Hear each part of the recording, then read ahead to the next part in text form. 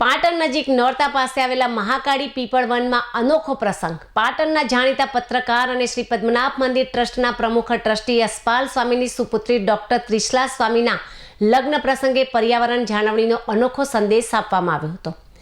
આર્યાવર્ત નિર્માણ ચેરિટેબલ ટ્રસ્ટના ચેરમેન અને પર્યાવરણ પ્રેમી નિલેશભાઈ રાજકોર દ્વારા ડોક્ટર ત્રિશલા સ્વામીને વૈશ્વિક પરિવાર વનના સભ્ય બનાવવામાં આવ્યા હતા.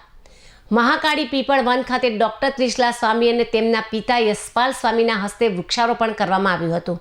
લગ્ન જીવનની શુભકામનાઓ સાથે ડોક્ટર ત્રિશલા સ્વામીને મહાન મહિલાઓ અને ગુરુ નહીં માર્ગદર્શક નામના પુસ્તકો ભેટ સ્વરૂપે અર્પણ કરવામાં આવ્યા હતા. મહાકાળી પીપળ વનની પવિત્રતા અને પર્યાવરણ સંરક્ષણ માટે થઈ રહેલી કામગીરીથી ડોક્ટર ત્રિશલા સ્વામી અને યશપાલ સ્વામી પ્રભાવિત થયા હતા. બંને વૈશ્વિક પરિવાર વન ના સભ્ય બની એક વૃક્ષ દત્તક લઈ પર્યાવરણ સંરક્ષણના યોગદાન આપ્યું હતું. વૃક્ષારોપણ અને વૃક્ષ દત્તક લેવાની પહેલ બદલ ડોક્ટર ત્રિશલા સ્વામી અને યશપાલ સ્વામીએ આર્યાવ્રત નિર્માણ ચેરિટેબલ ટ્રસ્ટના ચેરમેન નિલેશભાઈ રાજગોરનો આભાર વ્યક્ત કર્યો હતો. લગ્નની ભેટ તરીકે વૃક્ષારોપણ તથા પર્યાવરણ જાળવણીનો અનોખો સંદેશ પાઠવ્યો હતો.